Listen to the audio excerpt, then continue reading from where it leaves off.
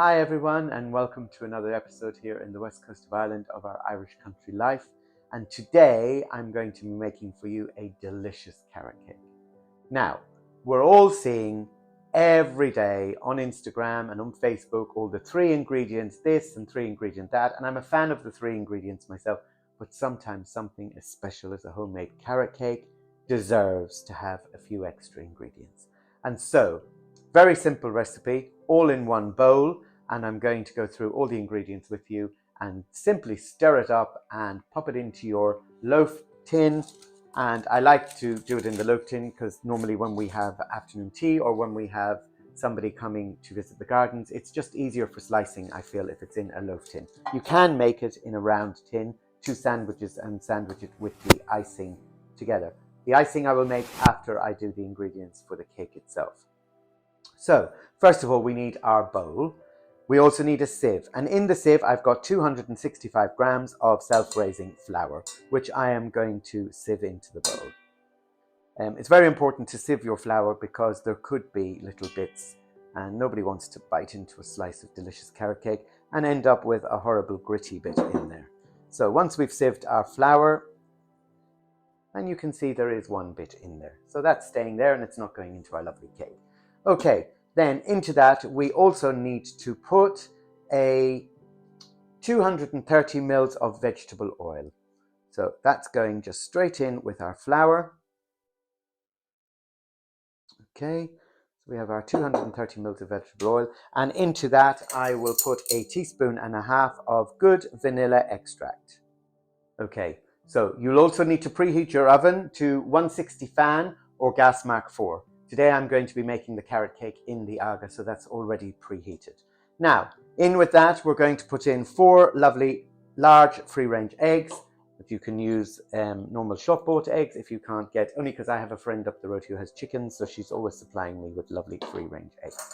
Okay, then we need to put into that, we need to put our light brown sugar. So 335 grams of light golden brown Madeira sugar. And then we have 100 grams of Greek yogurt. So in goes our 100 grams of natural yogurt. As you can see, I'm just putting everything into the bowl. These are the type of recipes I like, nothing too complicated. This doesn't call for any creaming or anything like that. So it's nice that we can do that all together. A spoon straight in there.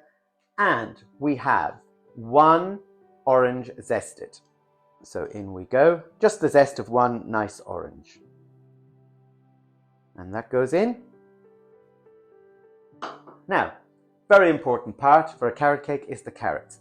3 carrots. And I hear people say, what size carrots do you use?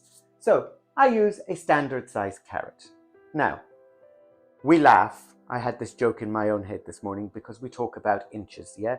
Inches are really not important when it comes to a carrot. They could be in other areas, but definitely not when it comes to a carrot. So 3 normal size carrots. If you've got small carrots, substitute, use 4. If you've got big fat carrots, then reduce it down to 2. So it really depends. I don't mind how many carrots are in my carrot cake. And they literally go in there. Okay, so that's your carrots, your grated carrots. So we'll just give all that a little stir, and then we'll add in our raisins and our chopped nuts.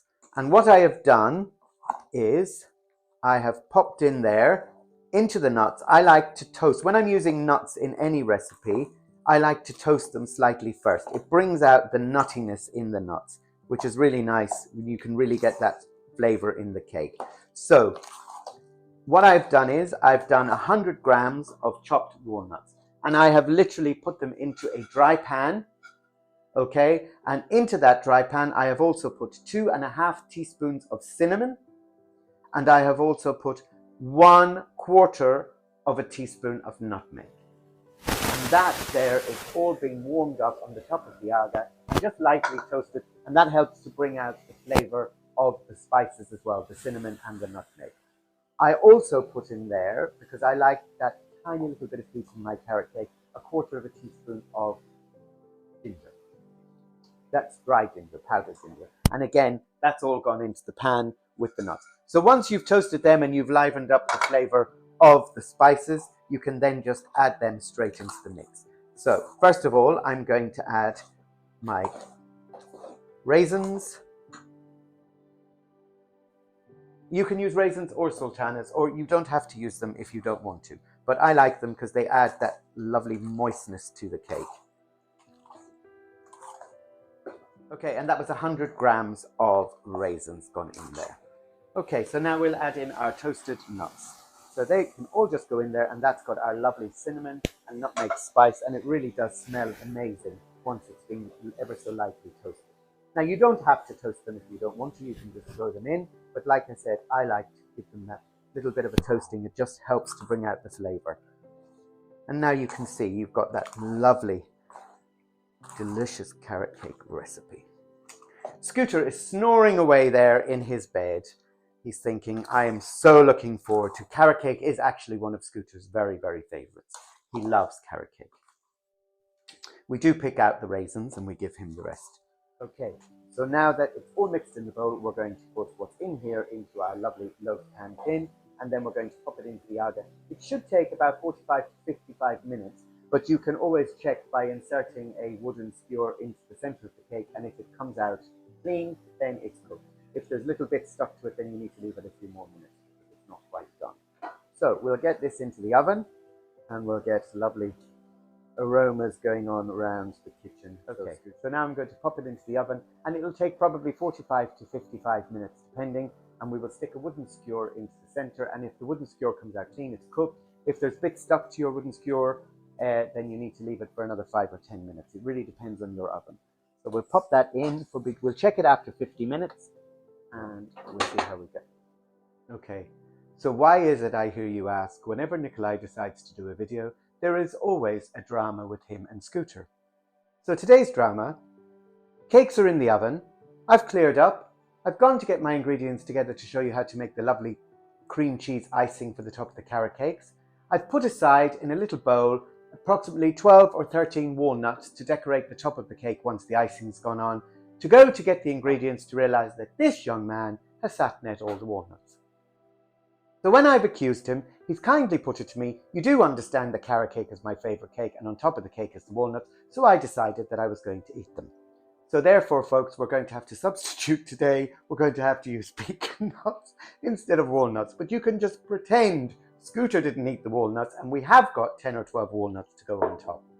However, in this bowl, we need 100 grams of softened butter. So butter at room temperature. It can be salted or unsalted. Because it's a sweet and with all the icing sugar, you're not going to be able to tell. So 100 grams of salted or unsalted, softened room temperature butter in this bowl. And on top of that, I'm going to sieve 300 grams of confectioner's icing sugar. So for you and me, it's icing sugar. For, I think in the States, they call it confectioner's sugar. However, please sieve your icing sugar. It doesn't matter if you've only bought it today. You will find that if you don't, there will be little lumps that have formed in the bottom, and those little lumps will stay throughout the butter icing, and it can be quite annoying. It's like sand in your icing. Okay, so there we have it. We've sieved our icing sugar. Also into this is going to go 100 grams of cream cheese. So it can be any cream cheese, or it can be ricotta cheese, whatever you prefer. I'm just using cream cheese, and that's going into the bowl as well. So we now have our butter, our icing sugar, and our cream cheese. And to that, I'm going to add, just to give the icing a little bit of an acidic taste, I'm going to add, to cut out the sweetness, just a couple of squeezes of lemon, making sure that there's no pips fall in there as well. Okay, and all I'm going to do, folks, is I'm just going to cream all of that together with an electric whisk. Nice and slowly to start with, because if you don't, there will be white dust everywhere. Okay, so my little gadget, I can pop my things through, and that will stop it from going all over the place. You can just cover with a tea towel if you don't have one of these. Or if you have the posh Kenwood for the chef mixer, then it comes with a lid as well. So once we've got that nicely incorporated, we'll switch it off and we'll have a quick scrape down of the bowl. Oh, that's looking really nice. It smells yummy also.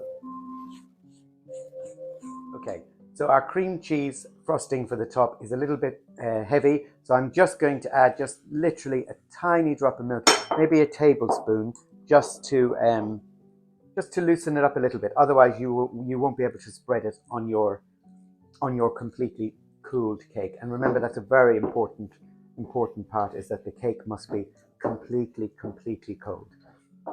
So we'll add another tablespoon, and that should be perfect then. And we'll just leave that then to sit. And yes, that's slightly easier to work with now, of a more spreading consistency for the top of our carrot cake. Wonderful. Now, Scooter. Since the break, Scooter has apologized to me for stealing the walnuts. So we are begging for forgiveness. Let us know in the comments, do you forgive Scooter for eating the walnuts for on top of your carrot cake? Or do you believe that he should be punished severely and not given any carrot cake when it's done? Did you do that? Did you eat the walnuts? Was it you? Uh-oh. Say hello to everyone and beg for forgiveness. And we'll see how many of them do. Okay, so the timer has gone off. I've left the cake for 1 hour in the oven. I did check it after 50 minutes and it was still a little bit, so I've left it for 1 hour. And you just stick a skewer into the center of the cake, and if it comes out clean, then it's cooked. So we will leave that in the tin for 5-10 minutes, and then I will go around the edges with a plain knife, not serrated because you'll tear the cake if you do, just a plain edge knife, and I'll just literally run it around the cake just to loosen the cake away from the tin. Then we'll turn it out, we'll let it go completely cold, and then we'll start with our buttercream cream cheese frosting. Okay, so our delicious carrot cake is completely cold. It's been removed from its tin, and I've put it onto my serving plate. And now I'm just going to lace on our lovely, beautiful cream cheese frosting, and plenty of it. We don't need to be scrimping on this. This is probably the best part of the carrot cake. So once we get our icing on, we can spread it out, and then we can pop our walnuts / pecan nuts, because Scooter, if you remember, ate the walnuts earlier. So, and very simply, just spread out your icing. You can, if you find that you're creative and you want to get your icing into a piping bag and do it all in nice swirls, then you can do so like that also. But I like the very homemade look, and so just rough and rustic looking is what I like. Okay, and once you put your icing on, you can get your pecan nuts, walnuts, and you can either crush them or you can place a full one along the top. Even with this, some people like to put grated carrots. You can do that also, although I'm not a fan of raw carrots myself, only inside the cake. So there you are, folks. That's our wonderful carrot cake. Please do try it, and don't forget to like and subscribe and hit the notification bell. And from Nikolai, Chris and Scooter here in the west coast of Ireland and the delicious carrot cake, we hope to see you very soon on another vlog. So until then, take care. Bye.